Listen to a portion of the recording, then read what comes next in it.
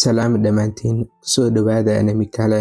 Maanta waxaan ka hadlaynaa ninta majarisa wall ah oo lagu magacaabo Seven, kaas oo dhab ahaantii ahaa dilaa haliyey ah laakiin xasuustiisii luntay. Wuxuu ku nool yahay jasiiradda Chicken Island isagoo saaxiibkiisa ugu dhow oo digaag hadla oo xiran muraayado madow. Ninkan wuxuu ku dagaalamaa maqas, wuxuu jeelka timaha u isticmaalaa sidii hub, wuxuuna isu bedeli karaa wax kasta laga bilaabo ilaa kursiga suuliga.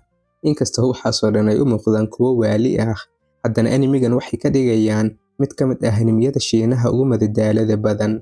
Seven waa nin dhuuban oo maalin maalmaha ka mid ah soo toosa isagoon waxba ka xasuusan cidda uu yahay iyo meesha uu ka yimid. Waxaa badbaadiyay Daibo oo ah digaag cayilan oo maamulo xarun timo jare. Si sax ayaad u maqashay. Daibo waa digaag ku socda laba lugood, xiran muraayado madow, isla markaana si caadi ah u hadla sida dadka.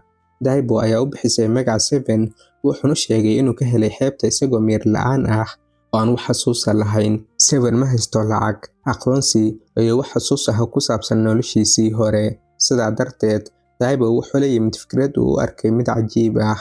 Maadaama Seven uu lacag u baahan yahay, isaguna uu doonayay inuu taajir noqdo, waxay go'aansadeen inay furaan ganacsi dilal lagu fuliyo, iyagoo xarunta timo jarista ka dhiganaya meel ay isku qariyaan. Laakiin dhibaatadu waxay tahay in Seven uu aad ugu liito shaqada dilalka. Hawshiisii ugu horeysay waxaa loo kireystay inuu arooso timaha ka jaro ka hor maalinta arooskeeda, sababtoo ah qofkii shaqadaas loo qabanayay ayaa ka masayray aroosadaas. Seven wuxuu gudaha u galay arooska isagoo isu ekaysiiyey ubax, laakiin markii uu soo dhawaaday aroosada ma uusan awoodin inuu waxyeeleeyo, sababtoo wuxuu arkay inay aad u faraxsan tahay. Halkuu waxyeelo u geysan lahaa aroosada, Seven wuxuu bilaabay inuu ka caawiyo hagaajinta arooskeeda, wuxuuna soo laabtay isagoon wax lacag ah helin. Tani waxay noqotay wax si joogto ah u soo noqnoqda. Markasta oo Seven loo kireysto inuu dilo ama waxyeeleeyo qof, wuxuu ku dambeyn jiray inuu saaxiib la noqdo bartilmaameedkiisa oo xaliyo dhibaatooyinkooda isagoon rabshad isticmaalin, taasoo aad uga careysiisa Daibo maadaama aysan weligood wax lacag ah helin. Seven wuxuu helay awoodo gaar ah, wuxuu isu bedeli karaa shay kasta ama qof kasta isagoo adeegsanaya farsamadiisa isbedelka qaababka. Awoodan aad bay faa'iido ugu tahay howlaha sirdoonka, laakiin Seven inta badan wuxuu adeegsadaa waxyaabo qosol leh sida inuu isu bedelo miraha canuuniga ama sanduuq kartoon ah. Hubkiisii ugu weynaa waa laba maqas, taasoo u muuqata wax lagu qoslo ilaa aad aragto sida uu u dagaalamo. Maqasyadu way dheeraan karaan oo waxay u dhaqmaan sidii kuwa nool. Seven wuxuu adeegsadaa siyaabo aad u hal abuur badan. Waxa kale uu leeyahay qalab jeelka timaha ah oo rida falaaro sun leh.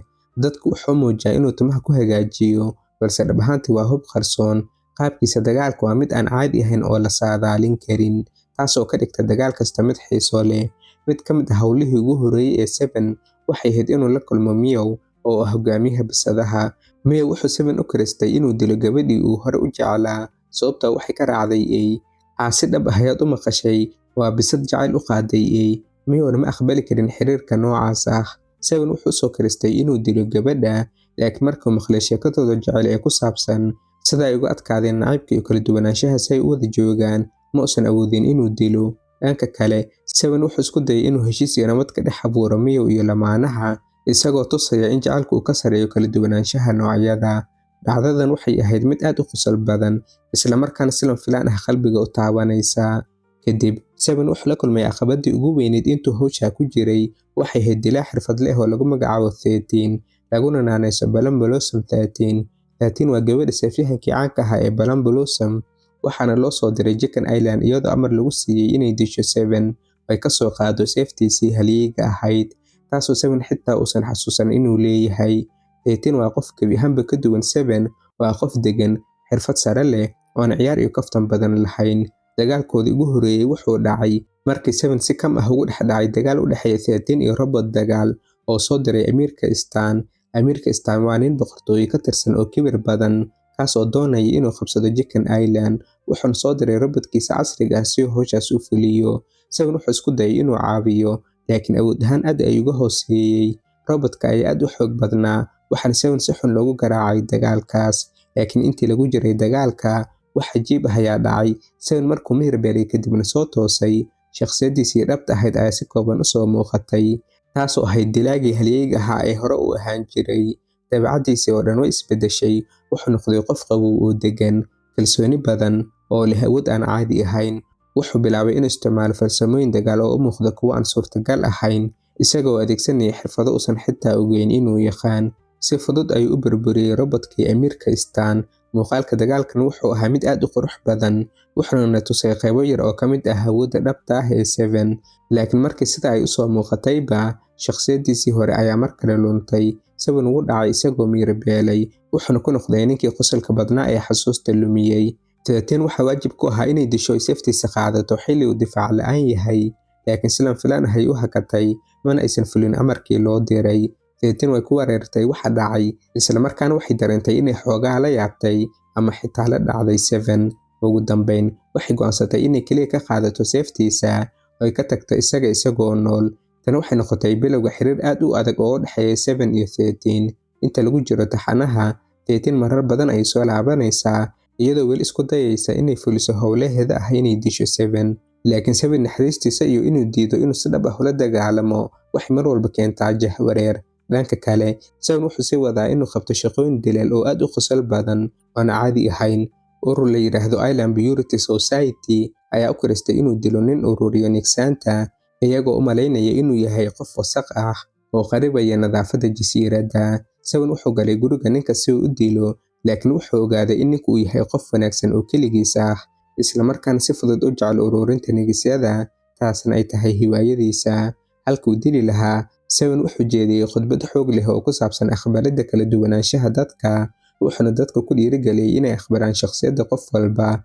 Xubnihii Island Purity Society ayaa ugu dambeyntii ogaaday in iyagu ay yihiin kuwa khaldan ee dadka xukumaya.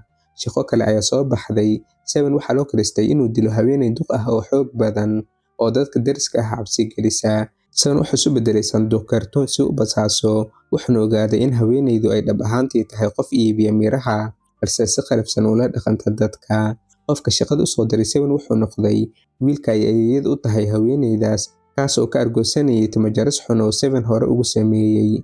Ugu dambeyntii, Seven wuxuu galay dagaal qosol badan oo la galay haweeneyda duqda ah, taas oo si lama filaan ah u noqotay mid aad u xoog badan oo xitaa u adeegsanaysa miraha sida hub dagaal.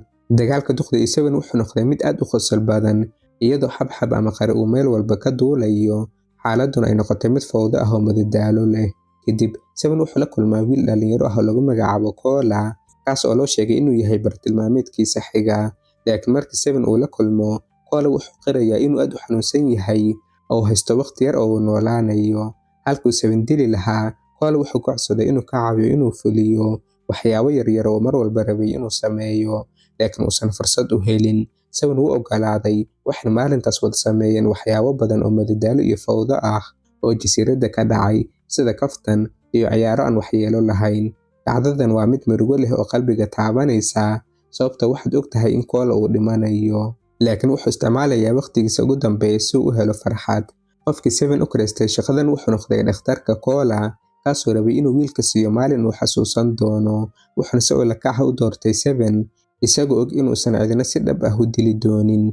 Mid ka mid ah shaqooyinka ugu saameynta badnaa waxaa ka mid ahaa haweeney u kiristay Seven inuu dilo ninkeeda, iyadoo u malaynaysa inuu qiyaameeyo. Laakiin Seven markuu baaritaan sameeyey, wuxuu la kulmay Hedda-Jon oo ahaa ilaaliyaha ninka, nin aad u weyn laakiin qalbi aad u wanaagsan leh ayuu ahaa.